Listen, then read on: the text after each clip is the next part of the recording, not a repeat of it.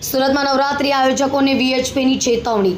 નવરાત્રીમાં વિધર્મીઓને લઈને અત્યારથી શરૂ થઈ ગયો છે વિરોધ। નવરાત્રી આયોજકો વિધર્મીઓને કામ આપશે તો કરાશે વિરોધ। મોટા નવરાત્રી આયોજનોમાં વિધર્મીઓના પ્રવેશ પ્રતિબંધની માંગ। હિન્દુ માતા દીકરીઓને વિધર્મીઓ લવ જેહાદમાં ફસાવવાનું થાય છે ષડયંત્ર। સુરતમાં અનેક મોટા આયોજકોમાં વિધર્મીઓના બેન્ડને કામ આપવામાં આવ્યું છે। સુવર્ણ નવરાત્રી સરથાણા ગામમાં યોજાયેલ નવરાત્રી જેવા આયોજકો વિધર્મીઓને કામ આપી રહ્યા છે। આયોજકોને અત્યારથી ધમકી ભરી આપી છે ચેતવણી।